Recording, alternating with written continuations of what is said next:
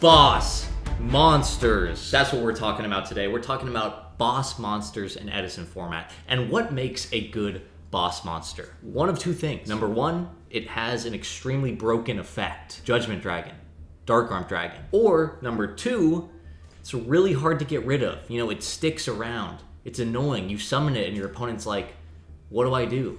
How do I get that off of the field? And in this episode of Cursed Tech, we are looking at the second version of boss monsters. Those monsters that, you know, you summon them and you feel great, and then if your opponent outs them, you feel not great. You feel very bad.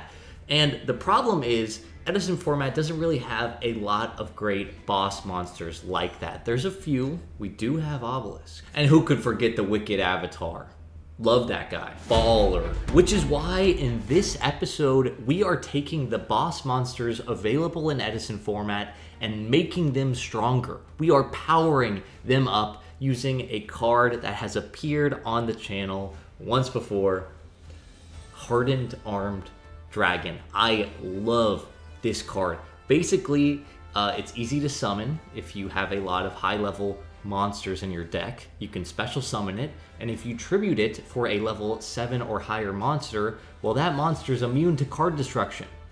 Can't be destroyed by card effects, and we saw how powerful this can be with Obelisk the Tormentor. You basically make a card that cannot be targeted or destroyed, which for Edison format, that's pretty good. That's pretty good stuff. And so that is the point of this episode. We are trying to take boss monsters and make them stronger. And let me tell you, this episode was unbelievably hard for me to make. I'm just looking at this deck full of level 8s and high-level monsters. Do you have any idea how hard it was to not put Montage or Berserk Dragon in this deck? I mean, come on! But the deck was already full of bricks. What am I gonna do, add more bricks? Am I really gonna add more bricks to this deck? No, I stopped myself, and you're welcome. And we're just doing a tribute summon deck today. We don't need to do Montage Berserk Dragon stuff, although it would have been funny, but we're not doing it. We're not doing it. Speaking of bricks, behold my powerful tribute summon deck. This deck doesn't need Montage or Berserk. It's got its own wackiness going on. And as you can tell, there's Obelisk. He's back again. We're making him immortal, but we're also making a few other powerful Edison boss monsters immortal as well. Look at that card, Titanial. You see it? That's mini Obelisk. If you summon Titanial with a bunch of dandy tokens and you do it using Hardened Armed Dragon, that Titanial is not destroyed by Bottomless. It is not destroyed by Mirror Force, and is not destroyed by Torrential. We also have Hinokagutsuchi. This card is hilarious when you summon it using the Hardened Armed Dragon, because they can't Mirror Force it or Torrential it or Bottomless it, so maybe you'll resolve the effect. This deck was heavily inspired by Discord user Homatic. Well, they have been experimenting with a cool, incredible combo, which is Precious Cards from Beyond and Ultimate Offering. This deck can do some of the funniest, silliest combos I've ever seen. That's basically what this is. It is a tribute summon deck trying to tribute summon monsters, and the idea is you can get value out of those tribute summons if you are using a card like Precious Cards from Beyond, because then you can draw 2, and then you snowball advantage, yada yada yada, you get the idea. Also, Level Eater is the best card in this deck because Quick Draw plus Level Eater is 2 tributes to tribute summon, basically. You discard to summon, eat off the Quick Draw, boom, ready to go. Let's get into the duels. This first game, we are up against Evil Hero Dark Calling stuff, and this opening hand looks pretty interesting. I mean, we've got stuff. We're just gonna go into our Titanial, set a back row, and pass our turn. My opponent's just going to summon this Charisma, and guess what they're gonna send? Did you guess this? Did you guess they were going to send this? Please tell me if they can do this. I assume they can.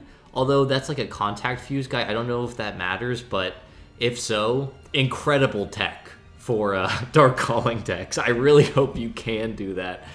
We draw a dead trade in, we are going to use this ultimate offering, and we are going to pay 500 to normal summon something. Just kidding, they are going to use this Phoenix Wing Wind Blast to target the ultimate offering. The cool thing is Titanial can activate on any card, so we can just send the Titanial to negate the Phoenix Wing Wind Blast. We are then going to normal summon the Dandelion, use ultimate offering again to normal summon the Hardened Armed Dragon, and now we can try to steal the Prisma, but they have a Compulse. This person was not playing any of the traditional traps. They were just playing chainable traps, and now we are not in a good spot. Our spot is not good, but we can get in for a clean 1800 damage, and then we just have to pass. Our opponent is going to summon a Stratos. They will add a hero from their deck to their hand. They're then going to attack over our Hardened Armed Dragon, and unfortunately we don't have a 2 tribute monster. If we did, we could have done this during the battle phase, but Amaryllis is good.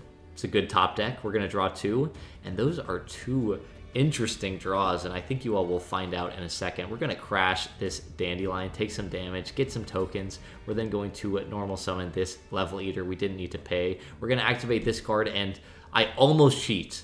I do almost cheat, but I catch myself and I don't cheat. So I don't end up cheating, but Dandelion is so weird that you can't tribute summon the turn that they're summoned, and because I crashed the Dandy in the battle phase, we cannot tribute summon on this turn. So we are just going to pass our turn, but you'll be surprised, our spot is not actually that bad. They're going to summon this guy and enter the battle phase, and I can just do it now. I'm going to summon my Obelisk the Tormentor and draw 2 cards, because this does not matter what turn you tribute summon on. They're then going to switch Stratos to defense and pass their turn, and they show me the Grand Mole. They show me Grand Mole, which will out the Obelisk, but what if I told you, sir, that I would out my own Obelisk? I don't need you to out it. I'm going to out it for you. I'm going to tribute summon Titanial using the Obelisk. Okay, I need to explain this. I didn't explain it in the deck profile, but the deck has insane anti-synergy. You see, Obelisk cannot be targeted by anyone. Neither player can target this card with card effects.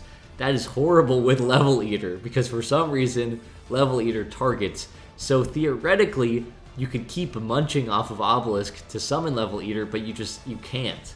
That's why I had to tribute the Obelisk. It's horrible anti-synergy, but I mean, it's Immortal Obelisk. What am I gonna do? Not summon Immortal Obelisk? So we summon, alright, back to the game. We summon the Titanial, Tributing God, and then we draw 2 cards. We are going to use the Level Eater again, use the Ultimate Offering to normal summon this Hardened Arm, and then use it again to tribute summon a Amaryllis. Then we could draw 4 cards, because this is not once per turn at all. So we draw 4. We're going to summon back the Level Eater yet again, use Ultimate Offering yet again to do that, tribute summon them again, summon another Amaryllis, and then we draw 4 cards again. And this is actually funny that these can't be destroyed by card effects, because they were both summoned with the Hardened Arm, so if it attacks, they won't die. We're going to summon this Lone Fire, use it to get out a Titanial from the deck, and then we can summon back this Level Eater, go into the battle phase, and our opponent is dead. I'm sorry there's so many sirens. There's a lot of sirens going on, but yeah, what a game. Wait, I'm realizing this mid-dueling segment, like, is Obelisk just the worst card in this deck? Like, wait a minute. It says, when normal summoned, cards and effects cannot be activated. That means that this can't activate? Is that what that means? Or is it fine because it was already activated? Is this the worst card in this deck? Why am I playing Obelisk? It just has so much anti-synergy with everything. Oh my god. I'm already filming the duels, so I won't, like, redo everything, but I guess... I don't know. Is that how it works? Am I an idiot? Am I just an idiot? Maybe. What the heck? I got so baited by Obelisk. He's just so powerful, but he just sucks in this deck, I guess. I'm so sorry. All right, this next game, we are up against Jinzo OTK. My opponent was so nice, such a nice person. They had sent me a sick merchant deck in the past, and they're just gonna set a card in a back row and pass their turn. We really want to tribute summon, so we're just going to send a Dandelion to the graveyard, set a Dandelion, and just pass our turn. My opponent flips up the Takoichi. They draw a card. They attack into our Dandelion, and now we have 4 tokens. And we draw a Lone Fire, which, you know, I won't say I'm a good duelist, but this was an impossible choice. To just go for it with the Hinokaga Tsuchi or to do the safe play, you know, that was probably the hardest decision I've ever made as a duelist. But I decided to play it safe, and thank God I did, because they had a Book of Moon. It would have not gone through. So we just attack into this Takoichi. They decided to book their own Takoichi, but Titanial is a powerful card. It's just, it's a good card.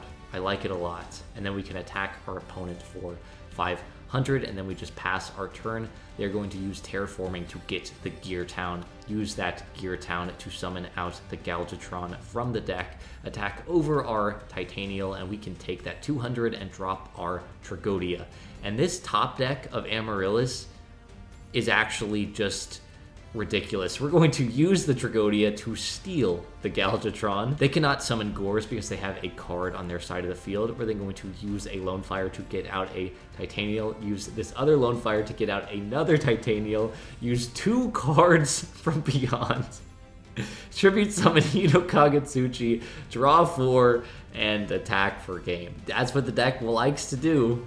Does it do that all the time? Definitely not, but that's what it likes to do. All right. So those were the games when the deck was working. You know, those were the games the deck was doing stuff. So let's see a more realistic game. You know, up against Blackwings, what could happen? We're just going to do our typical Titanial Amaryllis stuff. Pretty good. I mean, not a bad opening in any sense. We get back that Amaryllis and pass our turn. My opponent's going to activate Black Whirlwind, set a back row, use Brain Control. Thankfully, we can use the Titanial to negate that. They're going to summon a Sirocco, search for a Gale, use the Gale, and we will use the Titanial yet again to negate and destroy the Gale. Then they attack us for 2,000 damage, and then we draw for turn a Hardened Armed Dragon. And we're in a tough spot. We're just going to set this Dandelion and bring back this Amaryllis in the end phase. My opponent is going to normal summon a Shura, get out a Bora with the Black Whirlwind, attack over our guy. I wonder if they could have OTK'd us. Was this game, like, that's a lot of damage if they pump up the Bora. I don't know. They're going to take 800 damage. They attack over our Dandelion. We get some tokens, but they can just attack all of the tokens. And we are, you know, we're doing stuff. They're going to summon out this Armor Master and pass their turn. We really wanted to see a high tribute monster that we could have summoned this Hardened Armed with, but we did not. So we're going to use Brain Control to steal their card, use Foolish Burial to send a Level Eater, eat their monster to summon the Level Eater, activate Precious Cards, tribute summon Hinokaga Tsuchi, draw 2, go into the battle phase, and we are dead. I wish we had summoned Hardened Armed. If we had summoned Hardened Armed, man, that would have been cool. Do they have Kalut? Oh, they had Kalut. It would not have mattered. Anyway, game number 2. Up against the birds, what will happen? Opening hand, not too bad. We're going to do the same thing as last time. Lone Fire into Titanial.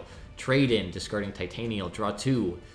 Not very good ones. Maybe we can get value out of the heavy. They summon this guy, Kalut, over the Titanial. Then they are going to set a back row, pass their turn. We draw Mark of the Rose. That's interesting. That's an interesting draw, but we're just going to pass. They're going to summon a Shura. They attack us for a lot of damage, and they proceed not to set another back row into Heavy Storm. We draw the second ultimate offering. Any tribute would have been really good. It would have been nice. We're just going to Heavy Storm, activate Mark of the Rose on their guy, attack their other guy, and then tribute, set a quick draw, Synchron, set a back row, and pass. And the next Shura is not good for us. Okay, that was a more realistic game. Okay, guys, let's talk. Let's talk about the deck. Yeah, I don't know about this deck. I don't think my deck building is helping, but yeah. Although it can go off, pop off, crazy, do funny stuff, You have a lot of non-games. Even when you're having games, those games are still kind of non-games if you can't pull off something incredible. You're like reaching for the moon every game. And if the moon doesn't come to you, you are not playing Yu-Gi-Oh! You are playing something else. You're having fun. You've got funny cards in your deck, but you are playing something else, let me tell you that. I do think like home ticks version of the deck is probably the way to go, but let me just break down what I feel like the whole philosophy of this deck is. 2 tribute monsters are risky. They are high investment for 1 summon, and that summon has to be good. It's got to basically win you the game because you're putting so much into it. When you start piling on cards to get advantage out of those summons, although it's really good when it works out, when it doesn't work out, those cards to regain the advantage are bricks. They are not doing anything. Your precious cards from beyond, when you are not tribute summoning, are nothing. They are just sitting there waiting. And so it's like you already have something that's difficult to do, but now you're like betting on it happening. And like if it doesn't happen, then the cards you've put in to bet on it happening become terrible, bad pieces of trash that don't do anything. It's like putting all your eggs in one basket, and a basket that loses to 1 disruption. I think I do have to reapproach this deck. I think there's a lot of interesting stuff here. I think we didn't even really get to see Titanial summoned with Hardened Arm, which I still think is a funny concept. I think Overwhelm is an interesting card, but maybe like in this deck, I just found like I couldn't tribute summon enough. I know that's kind of crazy, but like I think the new version has to just like only tribute summon and make those guys hard to out. That's like the whole point of the deck. And maybe I'll reapproach that. But in terms of this version, I'm gonna have to put it in fun and cheesy because it is a lot more powerful than some of the useless decks.